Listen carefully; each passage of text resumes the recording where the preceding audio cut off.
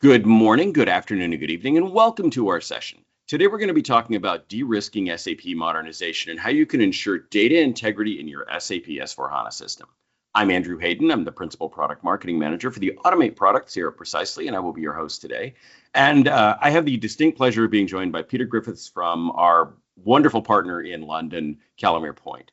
Peter, do you want to take a moment, introduce yourself, and talk a little bit more about Calimere Point and what you have to offer for your clients and customers, and Precisely customers as well? Sure, Andrew, thanks for the introduction. So my name is Peter Griffiths. I'm the founder and CEO of Calimere Point. We're a London-based data analytics consultancy founded in 2009. We're leading experts in delivery of value to clients using Precisely's Data360 analyze solution, having delivered hundreds of different use cases across multiple industry verticals. And we've been a Precisely partner for a very long time. And working with them to combine their Automate suite of products with Data360's analyze capabilities to bring value to clients, and we'll show a little bit of that later in the demonstration. So back over to you, Andrew.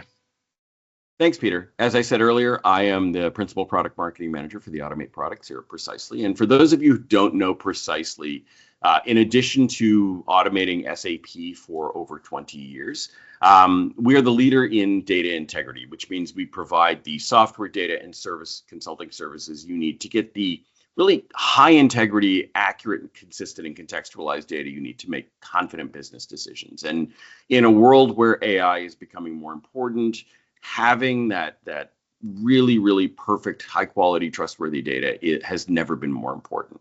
So if you're on that journey, and Peter's going to talk to you a little bit about how you can get there as you go through your SAP modernization, Precisely is a really great place to start. So let's get started. And one of the things I like talking about, I like to start a lot of presentations with this slide, which is a quote from Justin Trudeau, the former Prime Minister for Canada. And he made the quote in 2018, but it's never been more true. And the quote is, "The pace of change has never been this fast, but it will never be this slow again." And, you know, it always feels like everything is constantly accelerating. And I think, you know, that is absolutely true. And again, as you add AI into the equation in your organization, it just feels overwhelming at times. But I think what we're going to talk about today is one way to look at how do you moderate or deal with this pace of change? How do you catch up with it? Because it will never be this slow again. It's going to constantly accelerate. So think about that as we go through the presentation today. Now, specifically as we go through, we did our introductions already, and Peter talked about Calimere Point, and I talked about Automate. But what we're going to talk about really is I'm going to start talking about that CIO's dilemma and the challenges with SAP modernizations. And kind of what are the things that we see from, you know, multiple sources, multiple customers we talk to, and what is everybody dealing with as you modernize from and move from ECC to S/4HANA, and as you modernize your overall IT infrastructure. Then I'm going to turn it back over to Peter. He's going to talk to you a little bit more about kind of that journey you go through with your data and give you some examples and show you some demonstrations of Data360 Analyze and what it can do for you in combination with Automate Studio. And we're going to do a wrap up, and we'll do a little bit of Q&A at the end.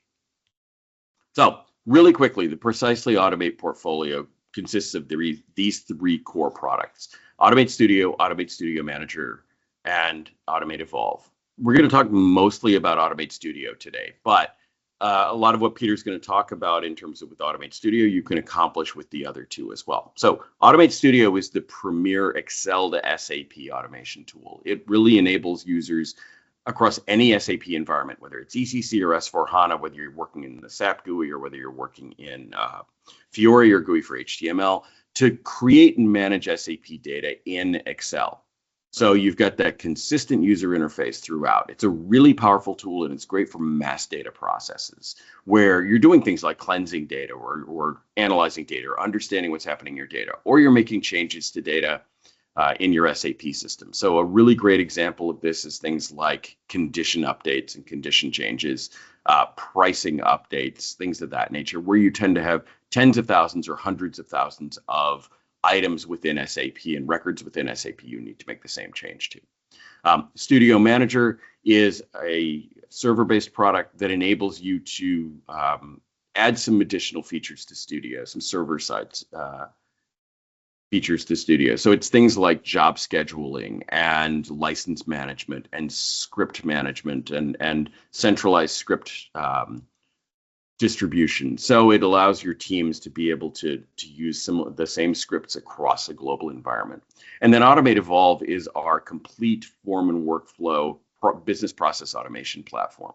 So your users, again, whether they're working in ECC or S/4HANA, are working in business-friendly forms. And it's really perfect for those complex data-intensive SAP processes that often have lots and lots of data and lots of people in your organization involved. So keep that in mind as we walk through, though. Like I said, Peter's mostly going to focus on Automate Studio and the power that Automate Studio gives you when you're going through a migration exercise. All right, CIO's dilemma. And it really is not just CIOs, it's CXOs who are dealing with a lot of complex challenges today that hit our entire organization on a macro scale. The business environment, highly disrupted business environment for many different reasons, whether it's geopolitical changes that you're not sure what's going to, what kind of mandates are going to come down tomorrow. Currency is constantly fluctuating these days. You don't know what's going to happen in supply chain. It can be anything from tariffs to a ship stuck sideways in the Suez Canal or a lock broken in the Panama Canal. Those kind of disruptions are things which CXOs and IT environments just kind of drives them nuts because you need to be agile and flexible to adjust to them very quickly. AI has become this kind of new thing that we've known about it for a number of years, but over the last few years, it has become this imperative that is driving so much of our business strategy, much of our data strategy, and yet the results we've seen so far have been underwhelming, let's say. There was a study that came out of MIT last year, so in late 2025, that found that only 5% of the AI initiatives that have been undertaken have ever actually been put into production. So there's a lot of promise and a lot of hypothetical opportunity with AI, but so far the return on investment that companies are seeing is fairly low. Now, the question is that real, or is it just that we're so early in the cycle that we're not sure exactly how to derive value from it? So CIOs are dealing with that as well. And then layer on top of that SAP modernization, which tends to be the heart of a larger IT modernization effort. But the SAP modernization is highly, highly complex. It's resource intensive. There was a company named Horvath that did a research study that found that 60% of SAP modernization efforts are either over budget or over time. So they're either delayed or they're costing way more than was expected. And this is something that we hear over and over again. You've got this one massive thing that's just sucking up a huge amount of resources. And what a lot of this is leading to is this tension between today and tomorrow. Because today, despite all of the challenges we have in our business with long IT lead times, manual processes, expensive on-prem infrastructure, really poor quality data, you have to have business continuity. You've got to keep your business running today with the promise of where you're going to be tomorrow, with agile innovation within your IT organization, scalable automation with things like Precisely Automate, which, again, we've been done this for a very long time. We see a really, really great future for automation.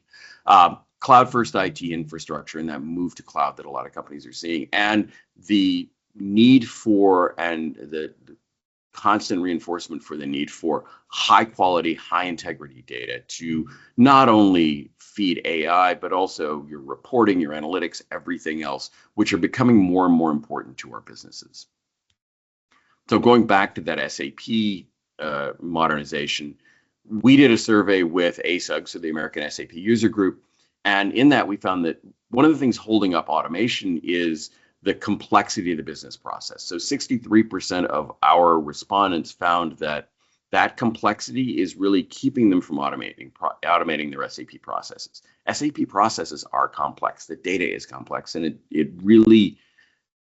it's a big challenge for a lot of people. However, there is more power every day in no-code, low-code platforms, and that's what we offer. And again, we've done this for a very long time. SAP migration and modernization efforts take a long time, up to 6 years, according to ASUG's own research. The average is between 1.5 years and 2 years. So very long time frames that we're talking about. And during those time frames, you have a lot of disruption in your organization. I talked about the cost and the time that it's taking. And then this inefficiency that we run into as you're going through that modernization process, where you often have multiple user interfaces. So you are often running concurrently ECC and S/4HANA systems, which means you've got SAP GUI, Fiori, and Fiori for GUI for HTML. Sorry. And what we find is workers tend to get very confused. So offering them an automation front end, or a front end like Excel or like a business-friendly form, means that those workers don't have that disruption. So you're able to overcome some of those challenges in those mixed-use environments. Now, when we dive deeper into this, we find a number of other challenges that people have going through their modernization. One is just persistent complexity. I was talking with a group last week, and one of the things I reminded them of is, if you think about SAP ECC, and you think about something like a material record. On average, a material record in ECC has about 300 data elements, and it's got anywhere from 6 to 8 or more steps or people within your organization who either need to contribute data, review data, approve data, have some effect in that process along the way. And that's in ECC. And when you move to S/4HANA, guess what? It stays the same. So that persistent complexity within SAP doesn't go away just because you've modernized the system. Talked about the multiple concurrent user interfaces, custom transactions and Z transactions in ECC. You want to have fewer of them in S/4HANA, but moving that data and figuring out a way to replicate those processes can be very challenging. So what we see a lot of companies doing is they're using something like Evolve to replicate a custom process, but deliver standard SAP data into S/4HANA. So you're able to maintain a clean core strategy.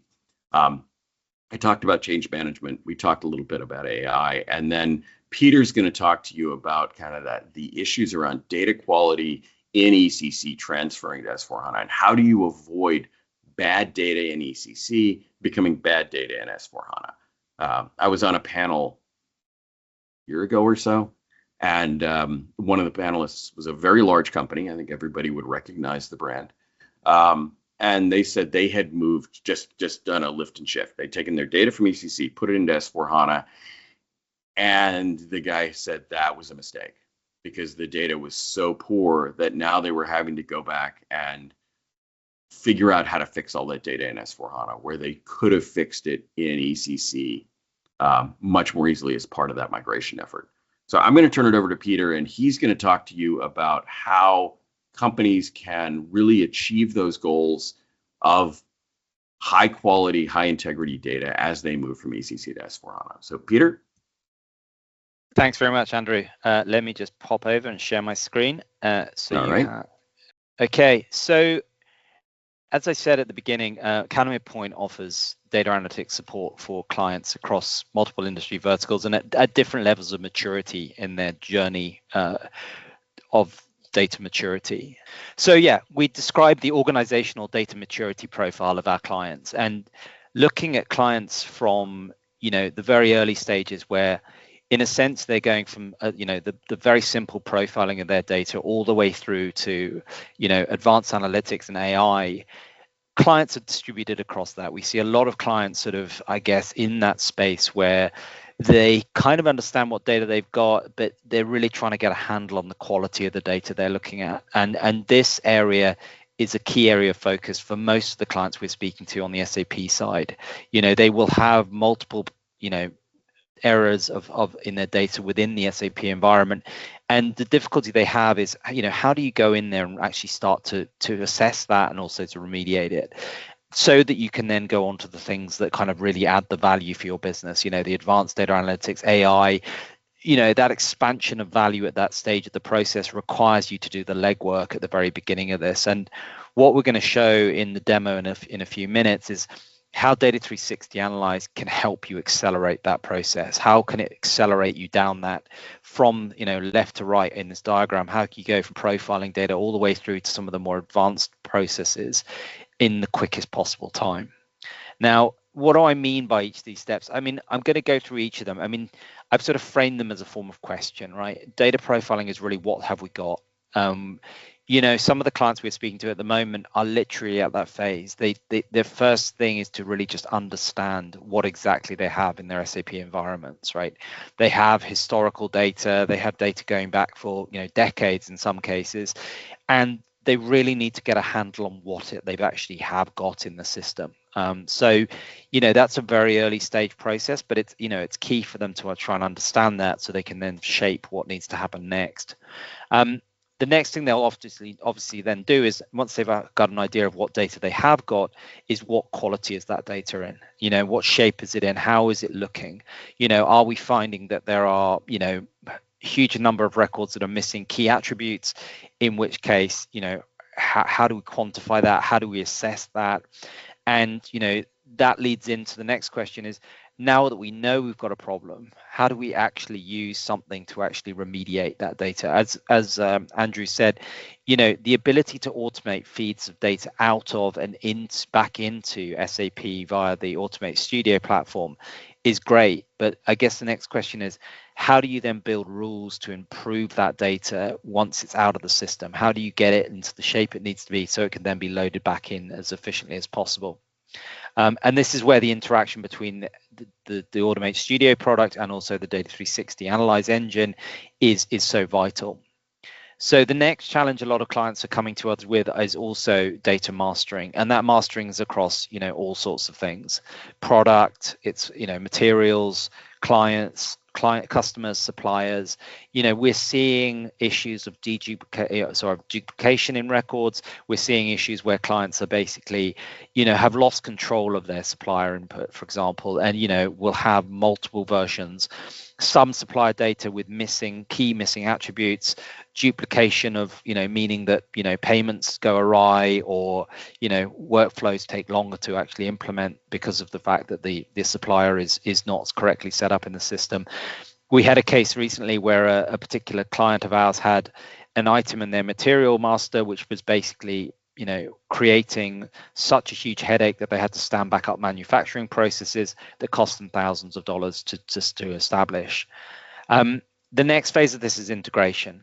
It's all good and well having a lot of data within your SAP environment, but SAP is not the only source of data.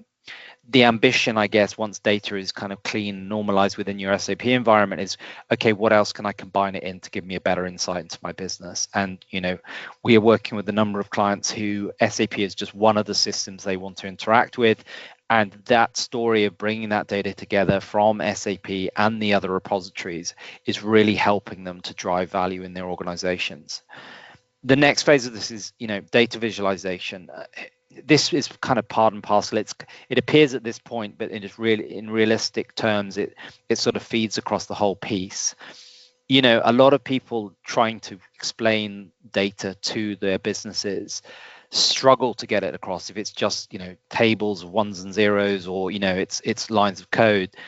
What we find is that installing data visualization and making the data accessible to everyone across the business, no matter what level of technical capability they have, is important, because being able to tell the story with the data to embed decision making from that data is a key attribute of this. So the Data360 platform has high levels of connectivity with a lot of the data visualization platforms, which make the actual generation of visualization solutions extremely streamlined.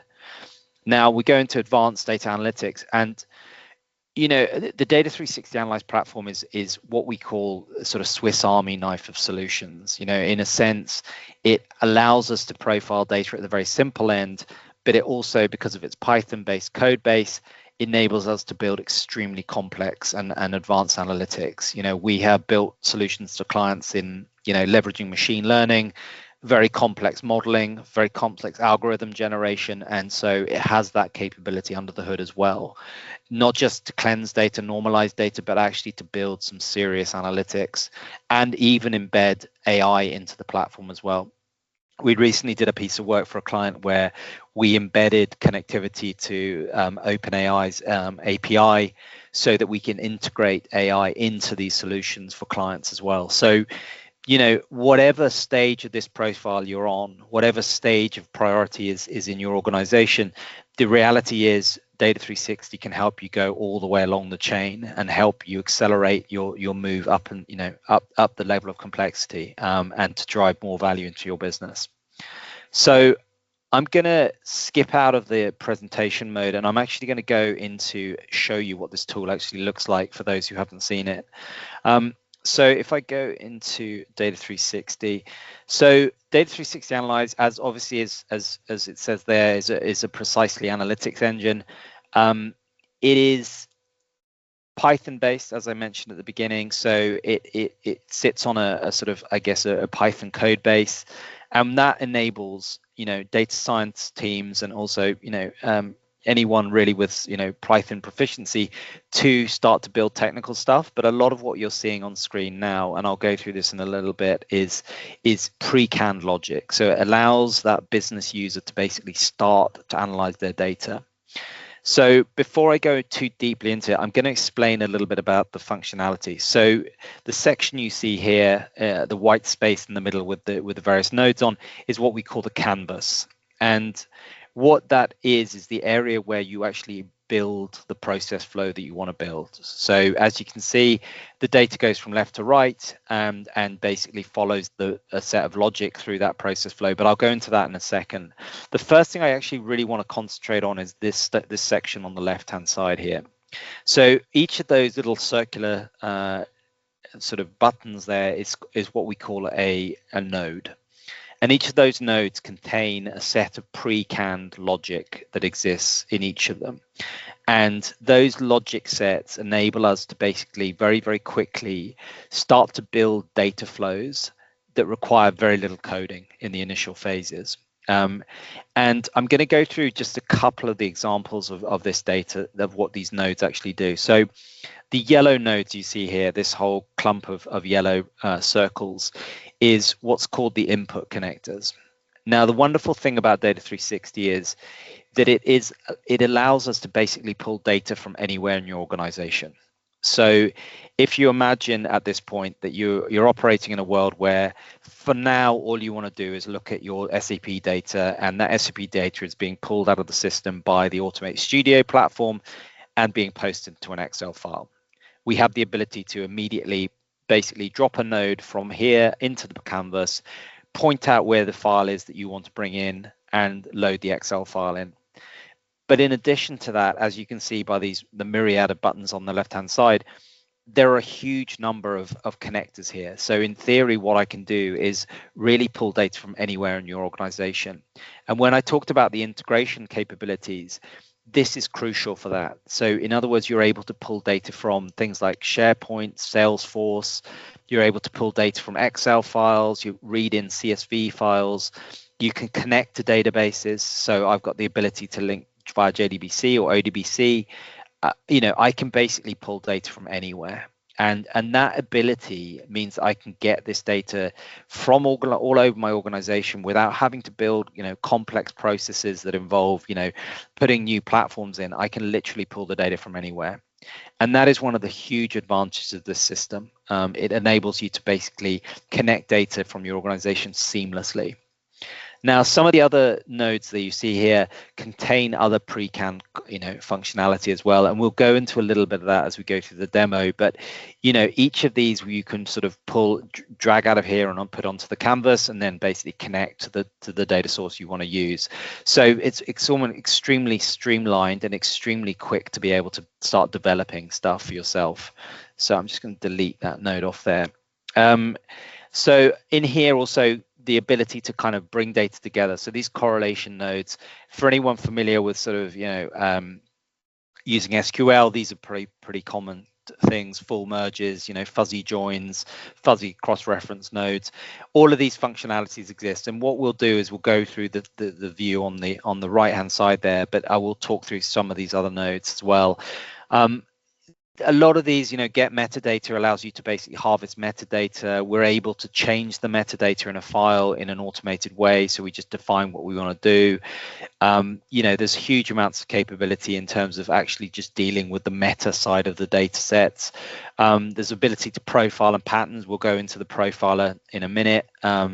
There's obviously some very complex logic down here involving sort of linear regressions and quantile regressions, but again, pre-canned functionality that probably is more advanced, but is very helpful to have out of the box.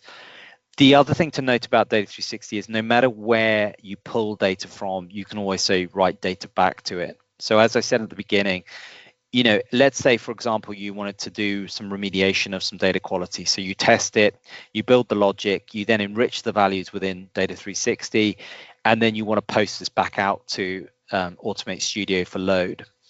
We have the ability to basically output to any of these places, and one of them is obviously an Excel template file, so we can basically write to Excel and in a form that basically needs, can meet the requirements of Automate Studio. So in theory, you just simply press load on the Automate Studio side, and the data will appear in your SAP environment. Extremely seamless, extremely accessible.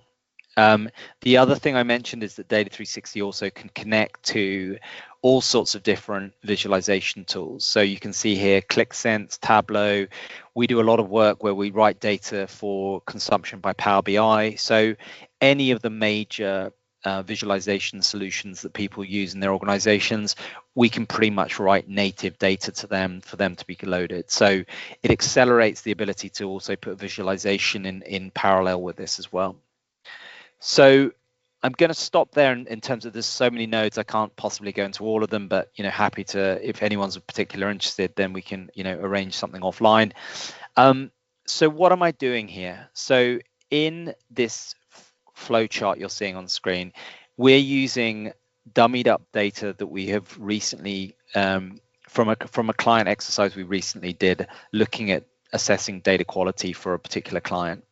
Now this data is direct from SAP. It is supplier data. So LFA1 is a key supplier table. LFBK is the bank details for particular suppliers.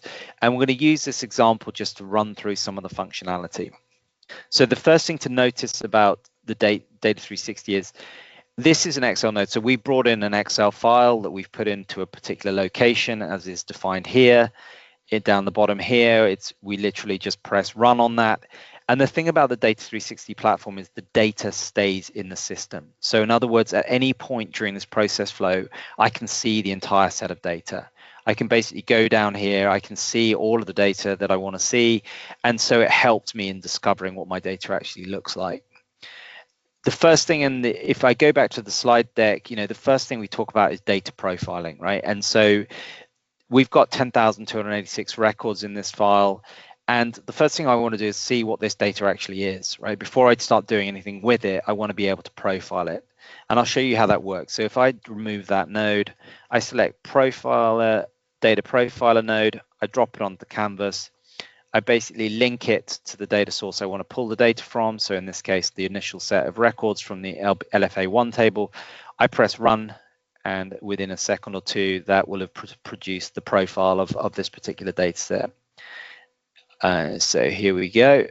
I've got those. So there are 45 rows in that data set. Sorry, 45 columns in that data set. And for each one of them, it's giving me some very valuable information without me having to encode anything. So if I look, for example, at this country region key, which defines where the supplier is based, without me telling this, Data360 anything or building any code, it's automatically been able to tell me specific things about the data. So in this case, it's looked at all the values of the data in that thing, and it's suggesting to me that this is a country ISO field, right? So it can see that actually by looking at the validation, as in the format of the data within this, in this particular row, it can tell me some attributes about that data. Now, that allows me to basically start to get a handle on my data very, very quickly. It tells me also other very valuable things about my data. It tells me how many of these are actually nulls, right? So if a field in your SAP data came through and it said, okay, I've got, a mixture of values in here, some values are populated, some aren't, and it's a mandatory field, you know automatically there are issues with that data. Where this profiler node really comes into its own is the acceleration also of data governance. A lot of our clients, as part of their data journey, are trying to embed governance in their processes, and having this profiler node run across your data almost gives you a recipe card of attributes that you can then put into your governance model, and also gives you those key metrics just to start the process with. So again, it's a huge accelerant for anyone doing data profiling, data governance. So that's great. We know a little bit about our data now. We're on the first step of the rung of the ladder in terms of that flow I showed earlier.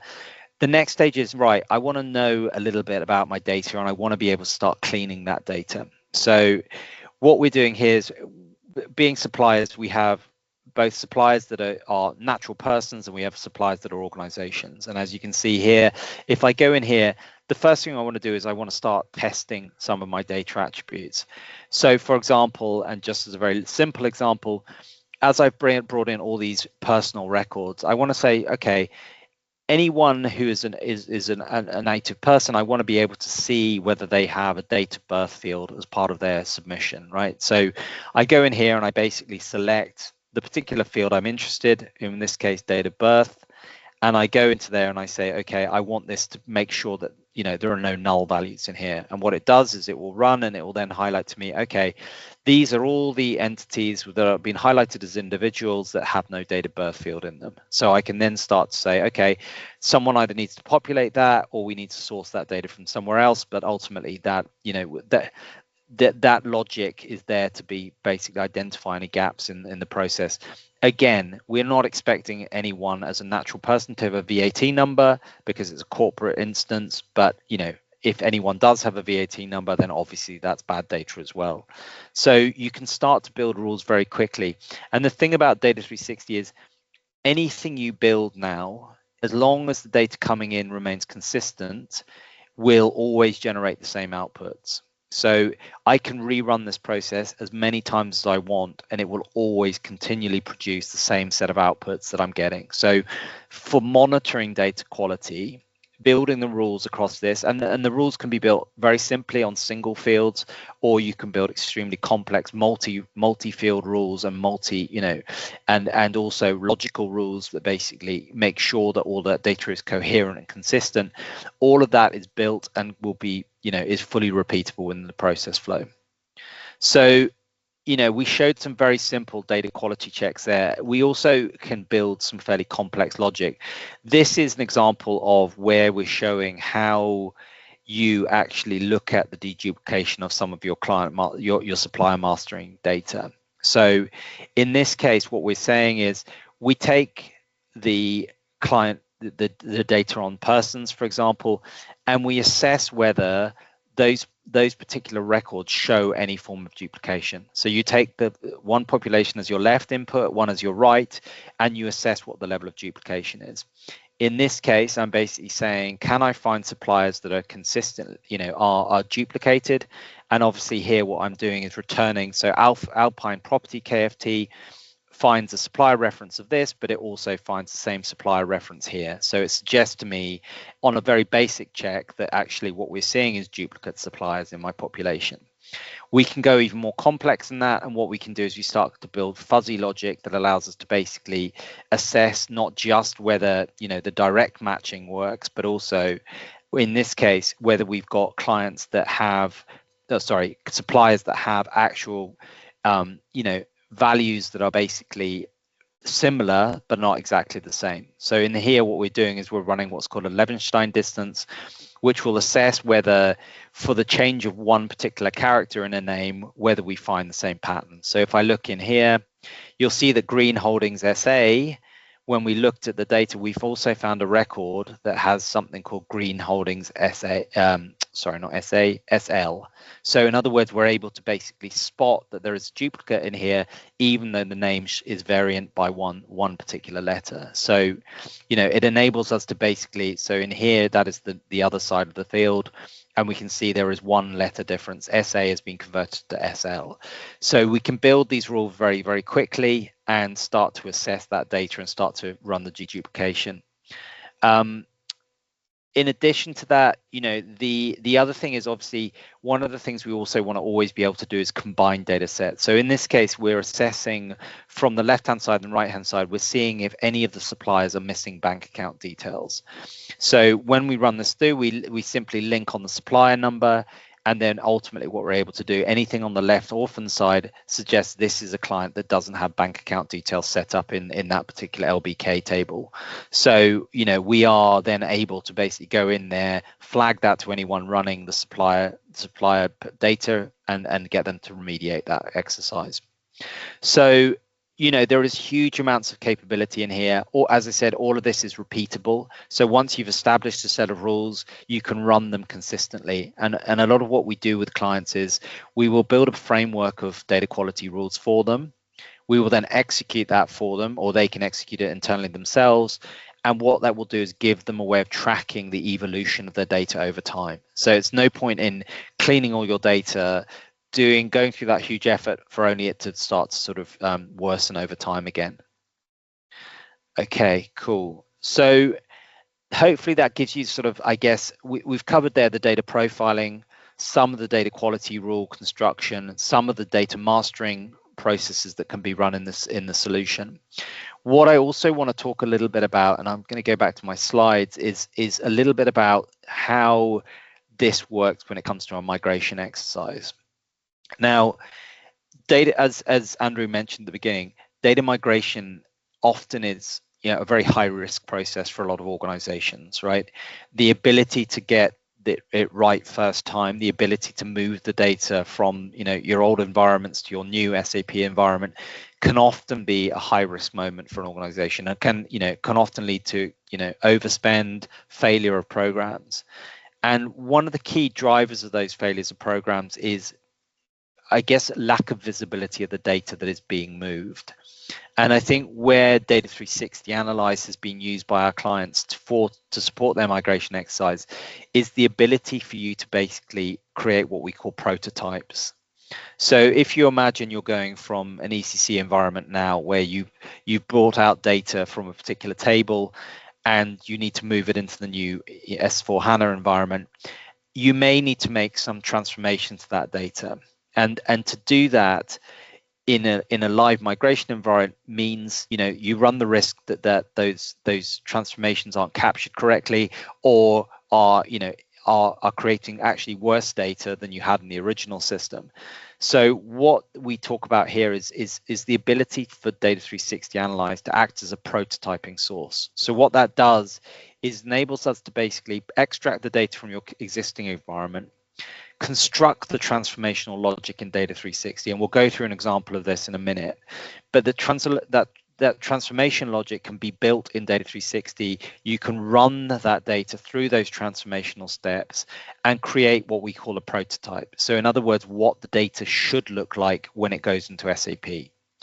Now, what that gives you then is the ability to then reconcile that data. So once you are ready to migrate your data, let's say you've now done all that stage of basically prepping your data for the actual true migration, the ability to then take that data and compare it to the prototype data means that you're able to then validate that the data you're about to put into your SAP system is coherent based on what the transformational steps should have been.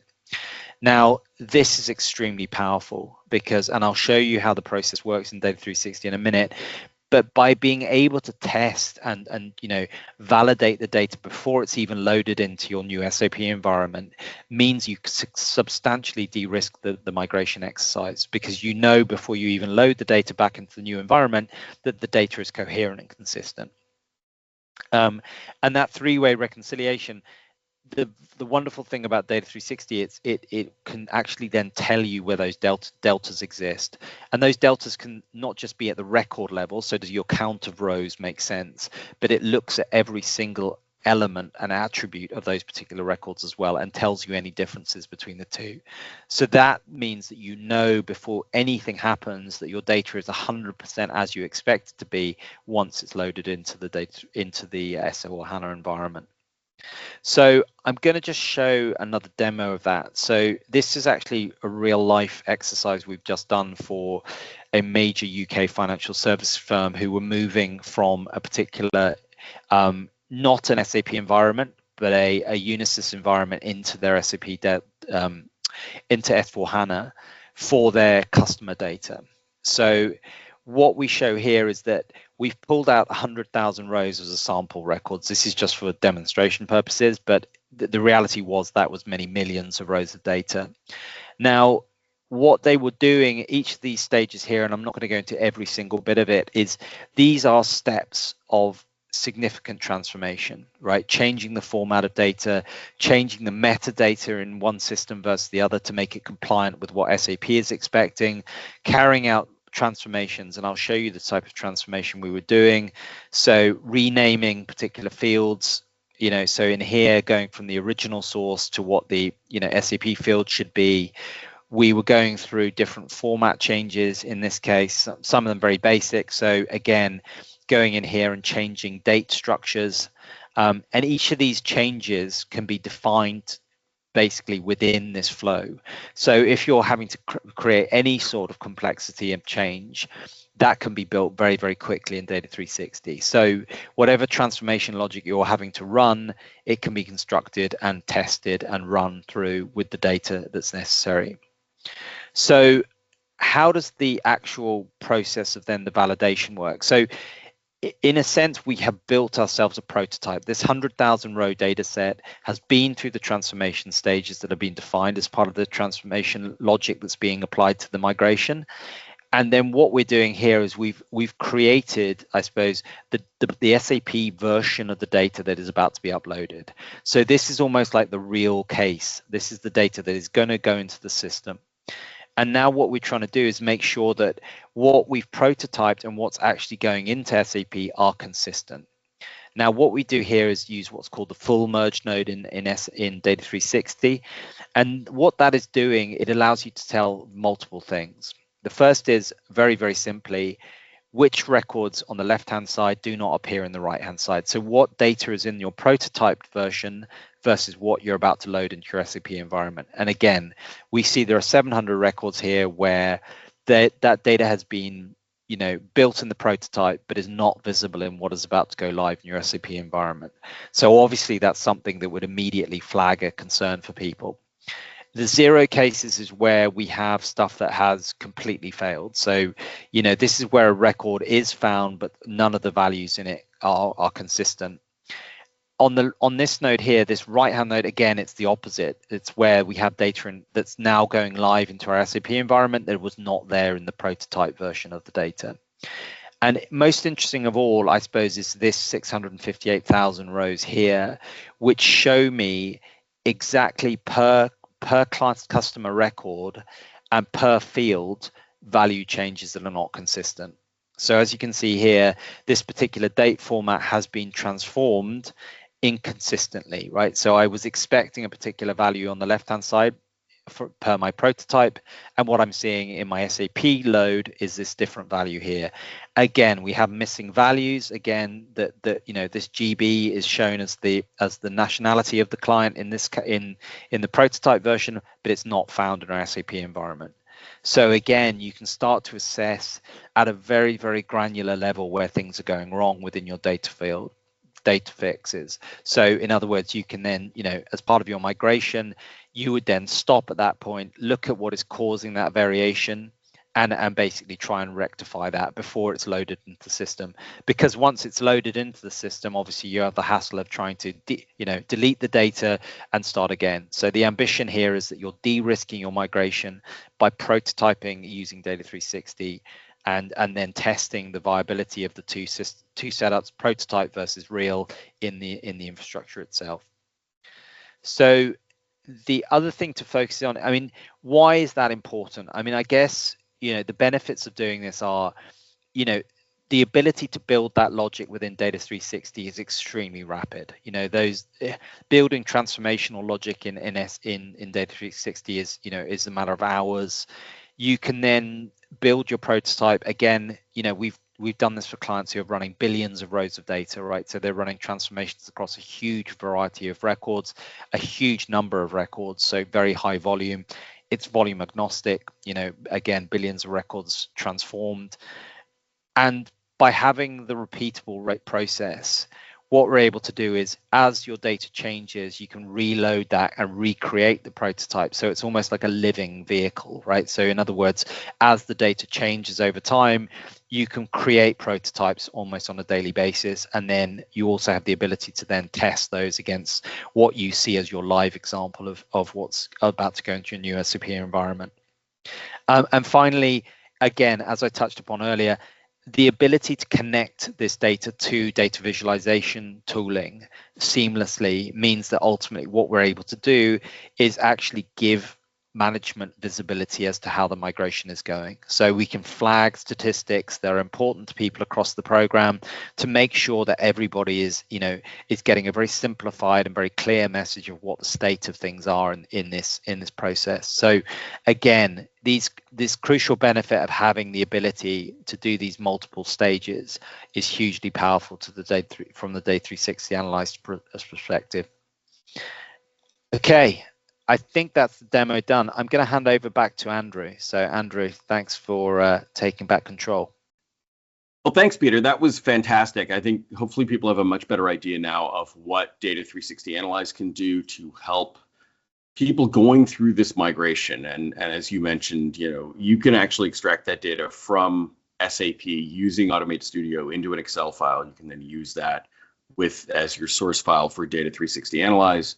And then repost using Studio back into your new S4HANA system. So a lot of power in that. Hopefully you've got a much better sense of how to streamline that data migration process. Because one of the things that we've run into recently is a number of companies have a systems integrator, and all they're doing is the technical implementation of S4HANA, and the business is left to have to actually manage their own data migration. So this is a very powerful tool and a powerful way for people to be able to manage their data. So real quick on a wrap up, I think we've talked about some of the benefits, but getting that clean, accurate data in S4HANA and other systems using this combination can be a very powerful tool.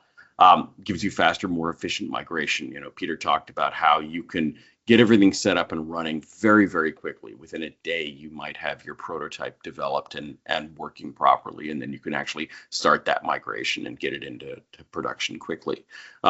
Improved SAP performance and reporting. Obviously, the higher the quality data you've got in your SAP system, the better it's going to run, the fewer recycles you're going to have to do, and the better reporting and frankly, better business decisions you're going to get out of it. Ongoing capabilities across the SAP environment. So this isn't a one-time just migration thing. You can continue to use this to maintain your high integrity data once you've gone live.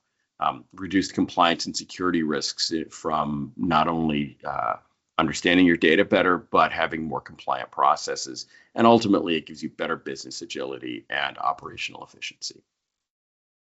So what does that give you with Precisely Automate and the Data360 Analyze combination? Faster time to value, lower total cost of ownership, because you're not having to rely on an expensive external source to be able to do this, or you're able to work with very efficient partners like Calimere Point to help you. And then ultimately, again, we've talked about better business outcomes for you and for your business as you go through that migration and modernization process. Hopefully this has all been helpful for you to understand where the opportunities are for you. If you want to learn more, you can go to precisely.com. We've got white papers, demos. You can find more about this in the SAP process automation section for your SAP modernization, as well as other Precisely products. So highly encourage you to go there and check that out. And finally, I just want to thank everybody for being here. I know your time is valuable, and we definitely appreciate that you have chosen to spend that time with us. So Peter, real quick, I know we're running short on time, but did want to check with you. When you work with clients and customers who are doing that migration, kind of what's their,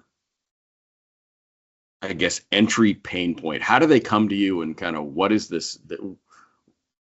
I'm trying to think of the best way to put it, but what are they looking for? I suppose, I mean, again, it depends slightly on their maturity as an organization, as we talked about. A lot of clients are using the migration sort of trigger point as a way of determining, how they're going to handle their data going forward, right? So a lot of them will have got to the point where they've lost control a little bit of what's in their SAP environments, and they will start to assess that where they are in that particular process. And I think what we find is a lot of clients are really concerned about their data quality prior to migration. A lot of them will maybe know what they've got in their systems, but they, again, may not completely understand how good it looks, and so are keen to make sure that the quality of data enhances before they move it from one system to another. And that, I think, is probably where we're seeing the sort of the sweet spot for clients, is people who have concerns about quality, concerns about sort of duplication of things in their mastering of data. And at that point, they're looking to fix those prior to then moving that data across to the new environment. So that really is the sweet spot for people at the moment. Okay, and I guess that also applies if you've got multiple SAP or ECC systems that you may have acquired a few of them, and you've got transformations in order to get it all to be consistent. Yeah, exactly that. And and the ability to basically pull data from each of those ECC environments using Automate Studio and then loading them into Data360 means that you can start to pull that together much more quickly, right? In the old days, if you're operating in, you can pull it out of Automate Studio, and then if you're operating in Excel, then obviously it's very easy to get lost. And I think with this, it's much clearer. Yeah. All right. Wonderful. Well, again, I very much thank you for joining us. It is, I think, just terrific to see what this opportunity is for customers and clients. Any final thoughts from your end on kind of what you want people to take away?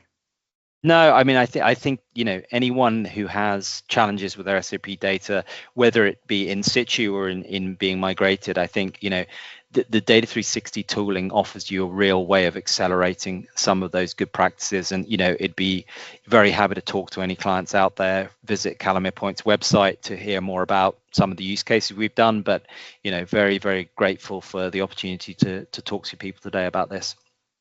Wonderful. Well, thank you very much. I appreciate you being here, and I hope everyone has a happy and healthy day. Bye. Perfect. Thanks. Bye.